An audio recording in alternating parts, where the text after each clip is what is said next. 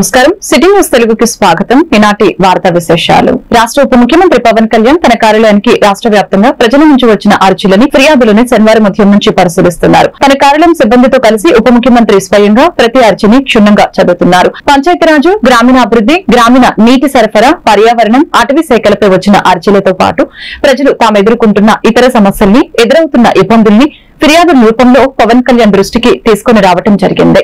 తన శాఖల పరిధిలోని ప్రతి అంశాన్ని అధికారులతో మాట్లాడి నిర్దేశిత వ్యవధిలో పరిష్కరించాలని ఆదేశాలను ఇవ్వడం జరిగింది. ఇతర శాఖలకు సంబంధించిన అర్జీలు, ఫిర్యాదుల్ని సంబంధిత శాఖలకు పంపిస్తున్నారు. తిరుపతి జిల్లా వెంకటగిరిలో ఎన్టీఆర్ కాలనీ 6వ వార్డు ఫస్ట్ లేన్ నుంచి మహిళలు, వృద్ధులు తెలియజేసిన సమస్య పవన్ కళ్యాణ్ ని కదిపివేసింది.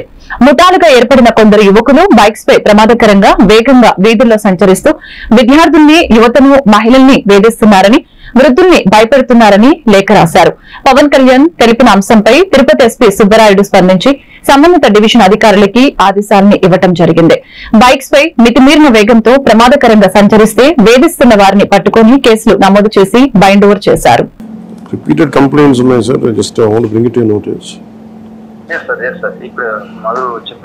మధుగా చెప్పారు సార్, కొంచెం చూడండి సార్. వాళ్ళు small submission, sir. One motorcycle was immediately fitted with the regular silencer, and the council also already counselled. They are taken to police station and council comment చేసినట్టుగా ఉన్నంతే మాత్రం మేము సీరియస్ యాక్షన్ తీసుకుంటాం. అలాంటి ఏదన్నా ఉంటే మీరు అందరూ మాకు చెప్పండి. వీడియో వీళ్ళ వల్ల ఉందని చెప్పేసి మాకు వస్తుంది కాబట్టి అందుకన్నా మీ అందరూ చూపించి మీ ముందే అడగడానికి కారణం. ఎందుకంటే ఏదైనా మీరు ఇట్లానే యూట్యూబ్లో మళ్ళీ ఏదైనా స్క్రీన్గా పడిపోతా లేదా ఎవరికన్నా ఏదైనా కామెంట్ చేసినట్టు ఉన్నా కానీ మీ మీద సీరియస్గా యాక్షన్ తీసుకుంటాం. చెప్తున్నా వేరే సైలెన్స్ ఏమన్నా పెట్టున్నా కానీ ఊరుకునే ఉండదు.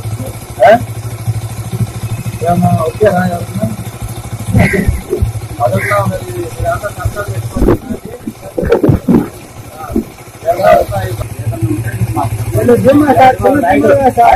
కూడా పంపిస్తా ఉన్నాము.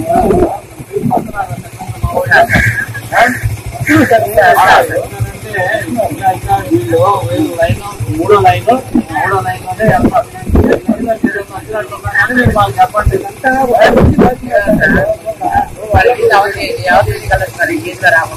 అందుకే చెప్తా ఉన్నాను నేను. చిన్న బిడ్డలు బయటలో పోతుంటే మీ వీధిలోనే ఎలాంటి మీ వీధిలోనే రాజు వీధిలో ఉన్నారనుకుంటే అప్పుడు రండి, ఇబ్బంది ఏం లేదు.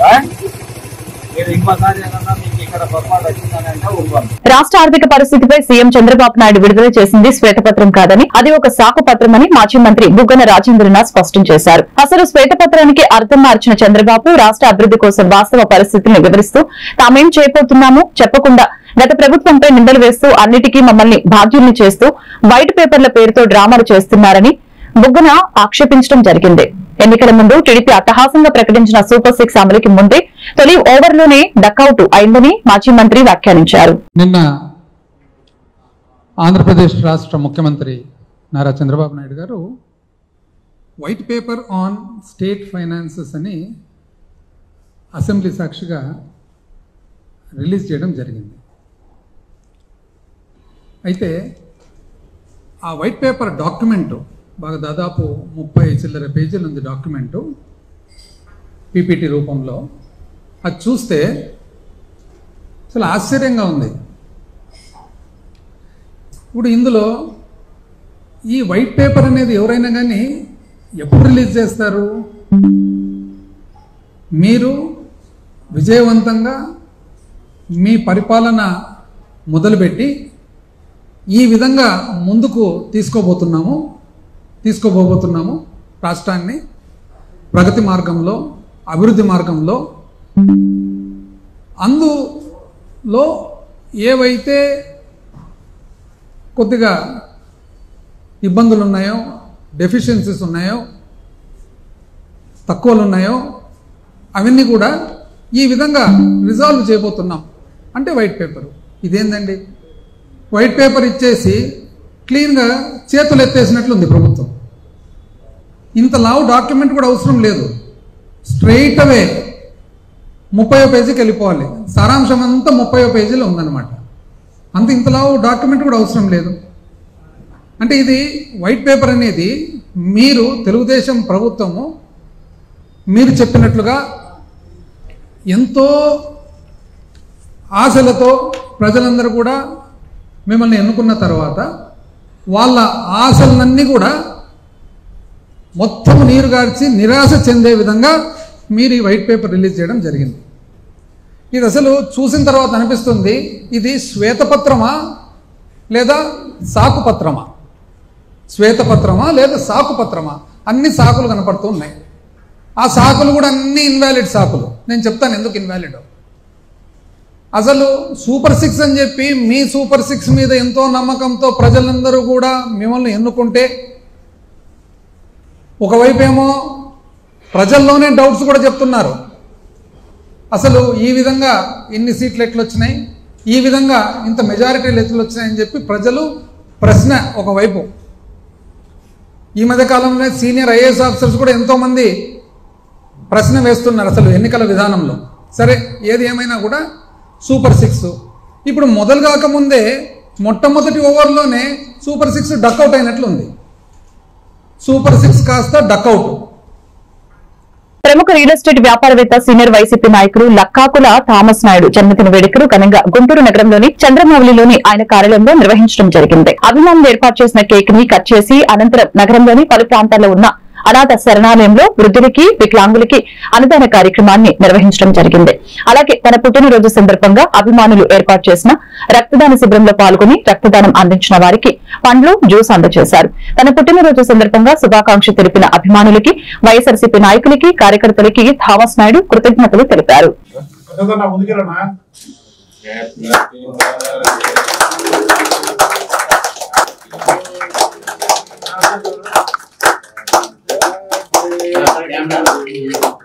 Dear Thomas, happy birthday to you. May the good God bless you. May the good God bless you.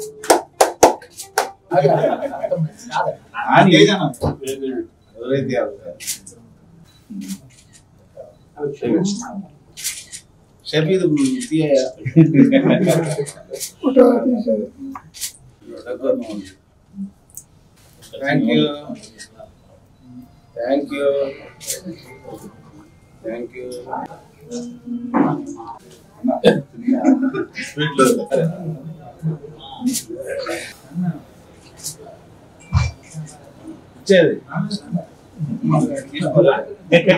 నా పుట్టినరోజు సందర్భంగా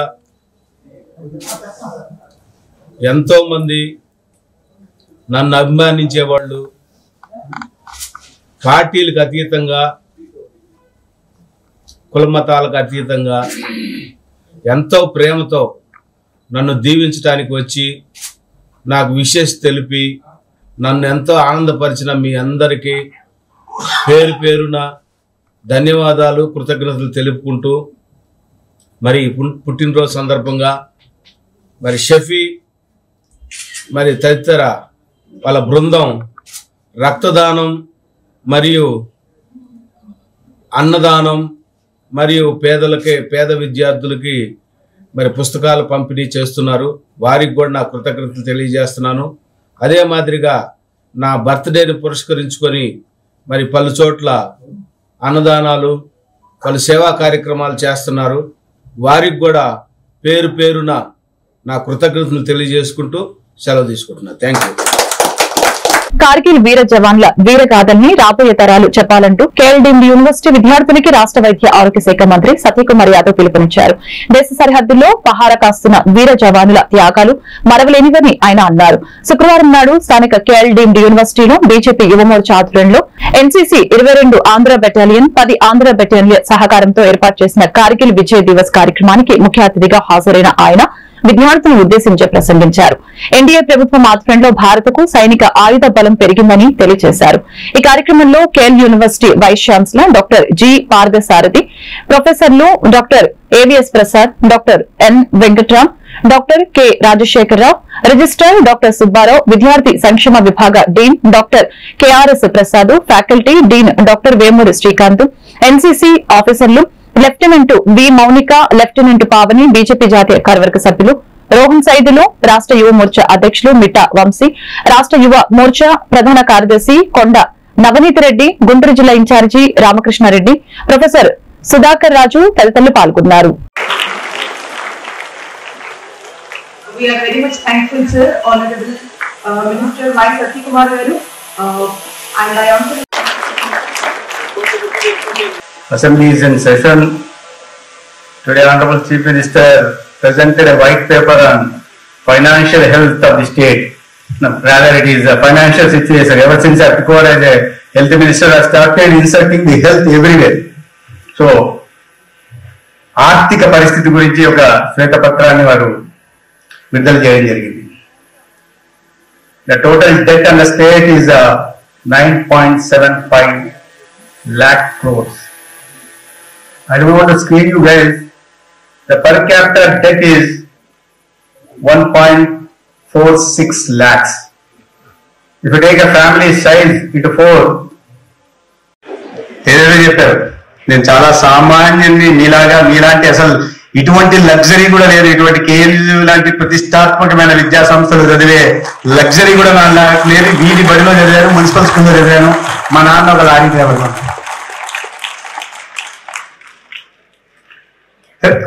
ఒక స్థానానికి వచ్చాం కాబట్టి ఇప్పుడు చూపిస్తారు పెద్ద పెద్దగా. ఎందుకంటే గతం తెలియదు దీంట్లో. ఎక్కడ చదివాం, ఏం చదివాం, ఎలా చదువుతున్న సమయంలో ఎటువంటి కష్టాలు పడ్డాం, ఏ రకంగా పస్తులు ఉన్నాం, ఫీజు కట్టడానికి ఎంత ఇబ్బందులు పడ్డాం, ఆ విషయాలు కూడా కాస్త చెప్తే బాగుండేది. ఎందుకంటే ఇప్పుడు తరానికి తెలియాల్సిన అవసరం కూడా ఉంది. మీ తల్లిదండ్రులు ఎంత కష్టపడి ఎన్ని త్యాగాలు చేసి ఇవాళ మీరు చాలా మంది గ్రామీణ నేపథ్యం నుంచి వచ్చి ఉంటారు, రూరల్ బ్యాక్గ్రౌండ్ తో.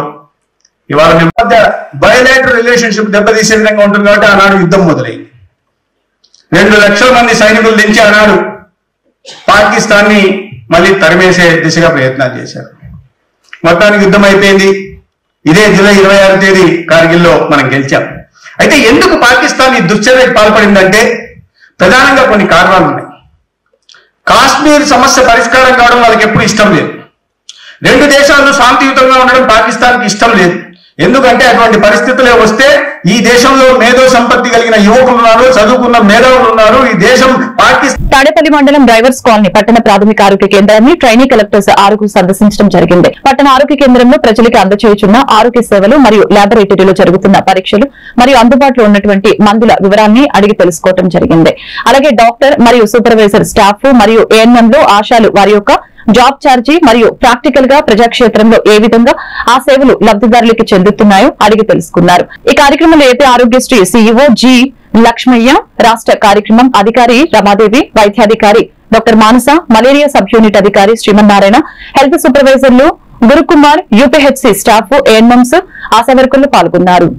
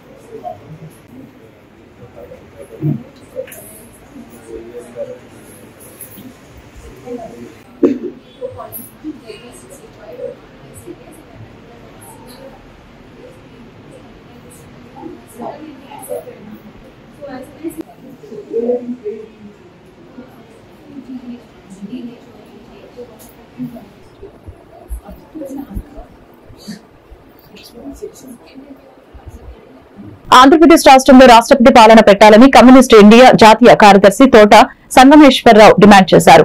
శనివారం స్థానిక తాడేపల్లి ప్రెస్ క్లబ్ లో జరిగిన విలేకరుల సమావేశంలో ఆయన మాట్లాడారు. రాష్ట్రంలో అత్యాచారాలు, హత్యలు విపరీతంగా జరుగుతున్నాయని, ఈ విషయాల్లో బాధితులకి పరిస్థితిని బట్టి కొంత మొత్తం ఎక్స్గ్రేషియా ఇచ్చి ప్రభుత్వం చేతులు దులుపుకుంటుందని, అత్యాచారాలు, హత్యలు నియంత్రించే దిశగా చర్యలు చేపట్టే రూట్ మ్యాప్ ప్రభుత్వం ఎంత అడిగినా చెప్పడం లేదని తెలిపారు. రాష్ట్రంలో బ్లూ ఫిల్మ్ లా ఓపెన్ అవ్వకుండా సర్వర్లు బ్లాక్ చేసే విధంగా అమలు చేయాలని ఎన్నిసార్లు అడిగినప్పటికీ ప్రభుత్వం స్పందించడం లేదని తెలిపారు. కొత్త గవర్నర్ ను నియమించి ఈ రాష్ట్రంలో రాష్ట్రపతి పాలన విధించాలని డిమాండ్ చేస్తున్నట్లు తెలిపారు.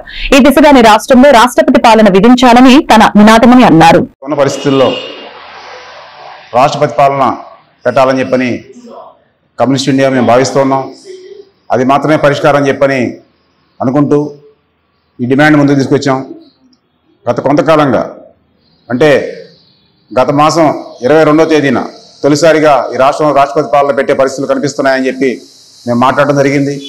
ఆ తర్వాత జూన్ 27న అంటే ఖచ్చితంగా నెల క్రితం విజయవాడ ప్రెస్ క్లబ్లో విలేకరుల సమావేశంలో ఈ రాష్ట్రంలో ఖచ్చితంగా రాష్ట్రపతి పాలన విధించాల్సిన అవసరం ఏర్పడిందని, అత్యాచారాలు, హత్యలు ఆగే పరిస్థితి కనిపించడం లేదని, ఈ అత్యాచారాలు, హత్యలని ఆపేటువంటి ఒక రూట్ మ్యాప్ రాష్ట్ర ప్రభుత్వం వద్ద ఉన్న పరిస్థితి కనిపించట్లేదని, రాష్ట్రంలో నిరుద్యోగం కానీ, పెరిగిపోతున్న అప్పులు కానీ, వీటికి పరిష్కారం కానీ రాష్ట్ర ప్రభుత్వం వద్ద ఉన్న పరిస్థితి లేదని, ఈ నేపథ్యంలో చిన్న చిన్న పిల్లల మీద కూడా హత్యలు జరుగుతూ ఉంటే ఈ అత్యాచారాలని, హత్యలని ఆపే పరిస్థితి లేకపోగా 2 లక్షలు, 3 లక్షలు, 5 లక్షలు, 10 లక్షలు పరిస్థితిని బట్టి కొంత ఎక్స్గ్రేషియాగా ఇచ్చేసేసి వాళ్ళని అటు ఆపేసే పరిస్థితి కనబడుతుంది తప్పితే నిరుద్యోగాన్ని కానీ, నిరుద్యోగం నిర్మూలించే పరిస్థితిని కానీ, రాష్ట్రంలో పెరిగిపోతున్న అప్పులు ఎలా తీరుస్తాం, పెంచకుండా ఉండటం ఒకటైతే ఈ అప్పులు తీర్చే మార్గం ఏంటి చెప్పే స్థితిలో రాష్ట్ర ప్రభుత్వం లేదు. అత్యాచారాలను ఎలా ఆపుతాము, ఈ హత్యలను ఎట్లా ఆపుతాం అనేటువంటి స్థితిలో ఓ పరిష్కారం చెప్పే స్థితిలో, ఓ రూట్ మ్యాప్ వాటి నిర్మూలనకి ఇచ్చే స్థితిలో రాష్ట్ర ప్రభుత్వం లేదు. ఈ నేపథ్యంలో మేము కొత్తగా ఇంకో డిమాండ్ పెట్టాం. రాష్ట్రంలో బ్లూ ఫిల్మ్లు అనేటువంటివి కేవలం హోంమంత్రి కానీ ప్రభుత్వం గంజాయి గురించి ఈ మొత్తానికి ఒక గవర్నర్ కూడా మౌనంగా మారిపోయిన స్థితిలో రాష్ట్రపతి పాలన మాత్రమే తక్షణ పరిష్కారాన్ని అనుకుంటూ ఉన్నాం. ఈ రాష్ట్ర గవర్నర్ని తొలగించాలి, కొత్త గవర్నర్ని అపాయింట్ చేయాలి, ఆ తర్వాత రాష్ట్రపతి పాలన పెట్టాలి. ఈ రాష్ట్ర గవర్నర్ని తొలగించడం, రాష్ట్రపతి పాలన విధించడం, కొత్త గవర్నర్ని నియమించడం, ఇది మాత్రమే తక్షణంగా ఉన్నటువంటి పరిష్కారం. ఇది కాకపోతే మరో పరిష్కారం తక్షణంగా లేని పరిస్థితి. ఇప్పుడు దాకా ఏం జరిగింది, ఇప్పుడు ఏం జరుగుతుంది, ఇలానే కొనసాగితే రాష్ట్రం భవిష్యత్ పరిస్థితి ఏంటి, అలా కాకుండా రాష్ట్రం బాగుండాలంటే ఏం జరగాలి, దీనికి సంబంధించి జనం ఈ రాష్ట్రంలో ఒక క్షణం ఆగి ఆలోచించుకోవాల్సిన అవసరం ఉంది. అలా ఆలోచించుకునే విరామం కోసం ఈ రాష్ట్రం రాష్ట్రపతి పాలనని మేము కోరుతూ ఉన్నాం. బెస్ట్ అవైలబుల్ స్కూల్స్ పథకాన్ని పునరుద్ధరించాలని డిమాండ్ చేస్తూ మాల మహానాడు ఆధ్వర్యంలో మంగళగిరి పట్టణంలో డాక్టర్ బిఆర్ అంబేద్కర్ విగ్రహం వద్ద శనివారం రిలే నిరాహార దీక్షలు చేపట్టారు. ఈ రిలే నిరాహార దీక్షలు నిర్వాహకులు మాల మహానాడు ఐక్య వేదిక రాష్ట్ర అధ్యక్షుడు ప్రముఖ న్యాయవాది గుర్రం రామారావు మీడియాతో మాట్లాడారు. బెస్ట్ అవైలబుల్ స్కూల్స్ పథకం ద్వారా రాష్ట్ర వ్యాప్తంగా 256 స్కూల్స్ నందు 50,000 మంది ఎస్సీ, ఎస్టీ విద్యార్థులు చదువుతున్నారని తెలియజేశారు. ఈ పథకాన్ని గత వైసీపీ ప్రభుత్వం రద్దు చేసిందని మండిపడ్డారు. ఈ రిలే నిరాహార దీక్షలో గుర్రం రామారావు, జి ప్రకాష్, కె కౌశిక్లు కూర్చున్నారు. ఈ రిలే నిరాహార దీక్షలకి పట్టణ అధ్యక్షులు గాలిజాన్, బడుగు బలహీన సామాజిక వర్గాల సంక్షేమ సేవ రాష్ట్ర అధ్యక్షులు కంతేటి యలమందరావు తదితరులు మద్దతు తెలిపారు.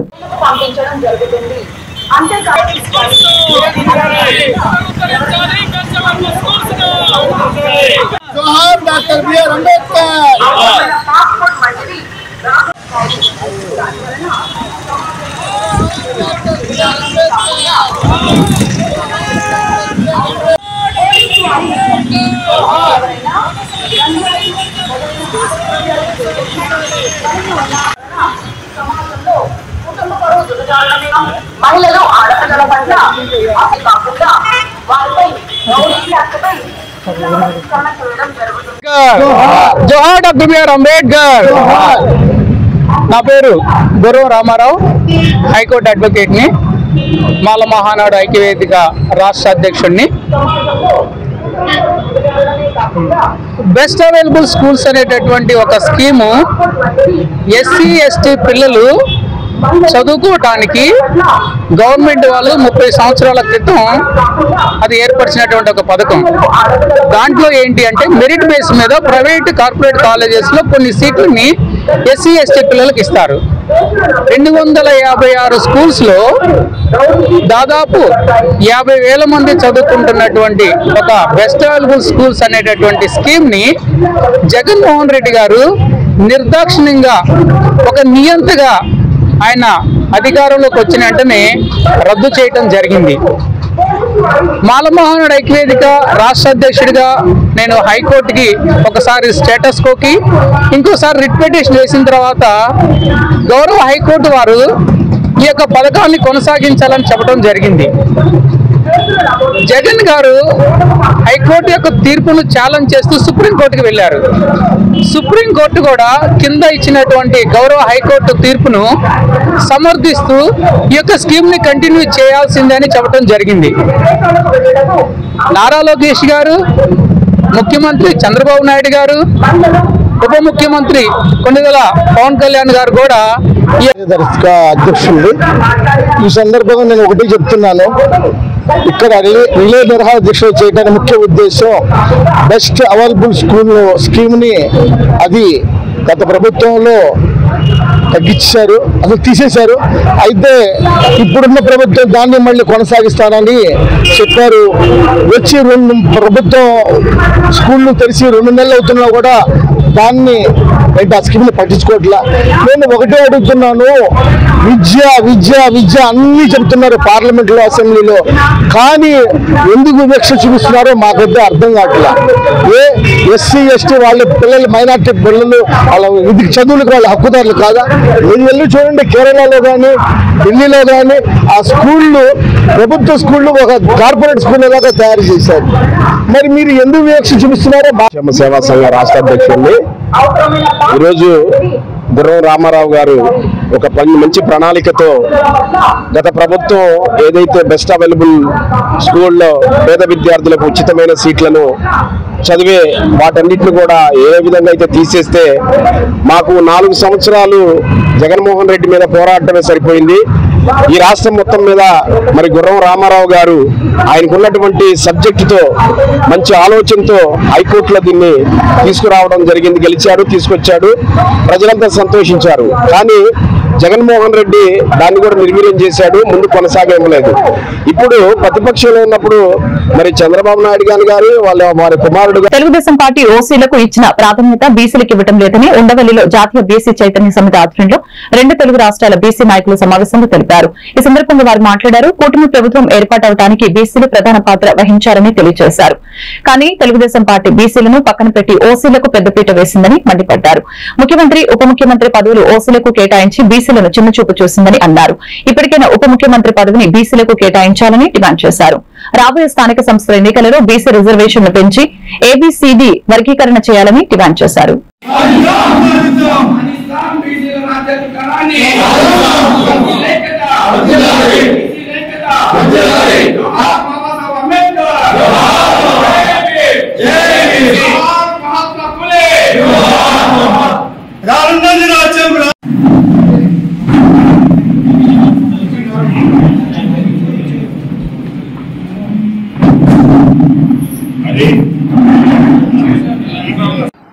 ఉండవల్లి రాజగృహలో జాతీయ బీసీ చైతన్య సమితి జాతీయ కార్యవర్గ సమావేశానికి 2 తెలుగు రాష్ట్రాల నుంచి అన్ని జిల్లాల నుంచి కూడా బీసీ చైతన్య సమితి లీడర్స్ ఇక్కడ సమావేశం కావడం జరిగింది. ముఖ్యంగా ఈ దేశంలో తెలుగు రాష్ట్రాలలో బీసీలకు అభివృద్ధి వైపున ప్రభుత్వాలు వాళ్ళు ఎన్నికల్లో గెలిచేటంతటి వరకు బీసీలను అభివృద్ధి చేస్తామనే ఒక మాట చెప్పి అధికారంలోకి వచ్చిన వెంటనే బీసీలను విస్మరించడం కొన్ని సంవత్సరాల నుంచి, దశాబ్దాల నుంచి జరుగుతున్నది. అందులో భాగమే నిన్న తెలంగాణ ప్రభుత్వం స్థానిక సంస్థల్లో రిజర్వేషన్ శాతాన్ని పెంచకుండా, బీసీ జనాభా లెక్కలు లెక్కించకుండా స్థానిక సంస్థల్లో రిజర్వేషన్లకు వెళ్తామనడం బీసీలను ముందుకు అభివృద్ధి బాట నడిపే విధానం అది కాదని తెలియజేస్తున్నాం. అదేవిధంగా ఆంధ్రప్రదేశ్ రాష్ట్ర ప్రభుత్వానికి కూడా ఒక సూచన కానీ సలహా కానీ మేము తెలియజేస్తున్నాము, విన్నపం చేస్తున్నాము. ఈరోజు పిల్లలు వాళ్ళ విద్యాభ్యాసాన్ని పూర్తి చేసి అక్కడ సెటిల్ అవుతున్నారు. ఎస్సీ ఎస్టీ బీసీ మైనార్టీ వర్గాలకు చెందినటువంటి వేలాది లక్షలాది మంది విద్యార్థులకు సరైన ఉపాధి లేదు. ఆ ఉపాధి కల్పించాలనే ఒక ఉద్దేశంతో రాష్ట్ర ప్రభుత్వాలు కూడా ముందుకు రావాలని తెలియజేసుకుంటూ ఈరోజు జాతీయ బీసీ చైతన్య సమితి సమావేశాన్ని విజయవంతం చేసినటువంటి మా లీడర్లందరికీ కూడా మనస్ఫూర్తిగా అభినందనలు తెలియజేసుకుంటూ ఇదే స్ఫూర్తితో రాబోయే రోజుల్లో జాతీయ బీసీ చైతన్య సమితిని జాతీయ స్థాయిలో ఉద్యమించడానికి శ్రీకారం చుట్టబోతున్నామని మేము తెలియజేసుకుంటున్నాము. అదేవిధంగా రాబోయే రోజుల్లో బీసీలకు విద్య, ఉద్యోగ, రాజకీయ అన్ని వర్గాలలో కూడా అన్ని వీటిలో కూడా జనాభా దామాషి ప్రకారం ఇవ్వాలని కూడా తెలియజేసుకుంటూ ముఖ్యంగా ఆంధ్రప్రదేశ్లో త్వరలో జరిగేటువంటి స్థానిక సంస్థల ఎన్నికల్లో బీసీ రిజర్వేషన్ శాతాన్ని పెంచి ఆచార్య నాగార్జున యూనివర్సిటీ వారు జూలై 25 నాడు ప్రకటించిన డిగ్రీ 2వ సెమిస్టర్ పరీక్ష ఫలితాలలో బీకాం జనరల్ అండ్ కంప్యూటర్స్ కోర్సులోని విద్యార్థులు అత్యధిక మార్కులతో పాటు అత్యధిక ఉత్తీర్ణత శాతాన్ని సాధించారని శ్రీ మేధా సంస్థ డైరెక్టర్లు శేష సాయిబాబు మరియు సీఏ అన్న నందకిషోర్ తెలిపారు. బీకాం జనరల్ విభాగంలో ఒలివ్ గ్లోరియానా 700 మార్కులు గాను 619 మార్కులు, ఎస్కే సుమయ్య 612 మార్కులు, జే మౌని సృజన 599 మార్కులు, రితికా కుమారి 584 మార్కులు, వి నరేష్ కుమార్ 582 వంటి టాప్ మార్కులు సాధించారని తెలిపారు. బీకాం కంప్యూటర్స్ విభాగంలో బి షారోనిక 800 మార్కులు గాను 714 మార్కులు, పి అర్షియా 678 మార్కులు, మహేశ్వరి 659 మార్కులు, ఎన్ స్తుతి హర్షిత 654 మార్కులు, ఎస్కే క్యూబా హుసేన్ 646 వంటి స్కోర్ సాధించారని తెలిపారు.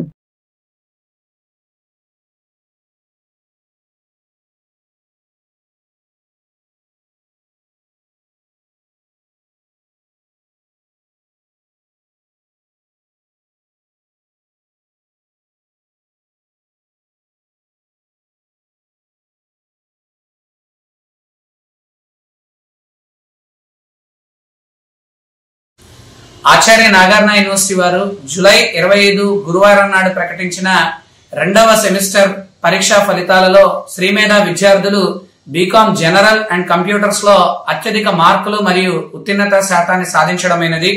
బీకాం జనరల్ విభాగంలో టి ఆలివ్ గ్లోరియానా 700 మార్క్స్ గాను 619, ఎస్కే సుమయ్య 612 మార్క్స్, జే మౌని సృజన 599 మార్క్స్, రితికా కుమారి 584 మార్క్స్, వి నరేష్ కుమార్ 582 వంటి టాప్ మార్క్స్ ని సెక్యూర్ చేయడమైనది.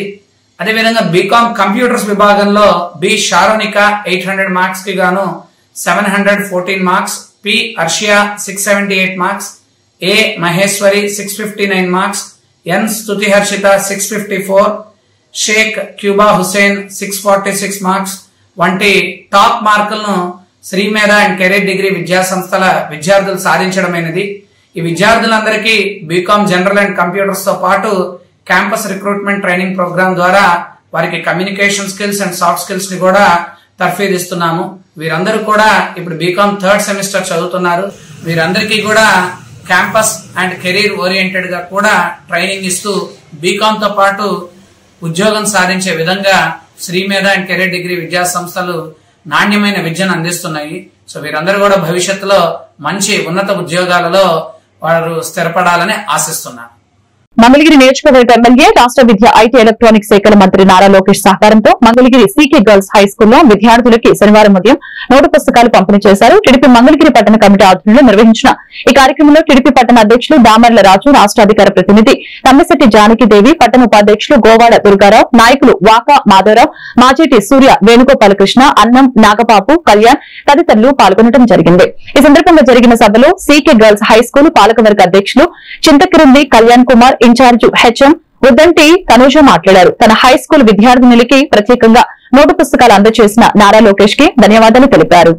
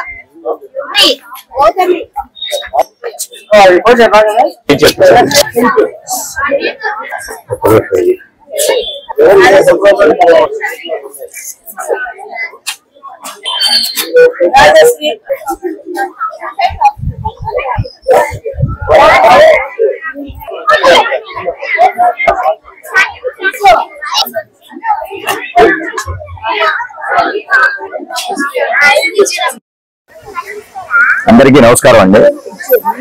మా గౌరవనీయులు స్థానిక శాసనసభ్యులు నారా లోకేష్ గారు వారి ఆధ్వర్యంలో ఈ రోజున చింతకిందిక కనకయ్య గారి జూనియర్ హై స్కూల్లో బాలికల పాఠశాలలో ఈరోజు పుస్తకాలు పంచడానికి వచ్చామండి. ఆ వచ్చిన కార్యక్రమంలో వీళ్ళు కొన్ని సమస్యలు హై స్కూల్లో ఉన్న సమస్యలు మా దృష్టికి తెలియజేశారు. ముఖ్యంగా తాగునీటి లేదన్నారు. ఈ తాగునీటి సమస్యని నారా లోకేష్ గారి దృష్టికి తీసుకువెళ్లి అలాగే మంగళగిరి రోటరీ క్లబ్ వాళ్ళ సహకారం కూడా తీసుకొని వీళ్ళకి త్వరలోనే మంచినీటి ప్లాంట్ ఏర్పాటు చేస్తామని మీకు అందరికీ తెలియజేసుకుంటున్నాం. ఈ వార్తలు ఇంతటితో సమాప్తం. మరొక బులెటిన్ లో మళ్ళీ కలుద్దాం. నమస్కారం.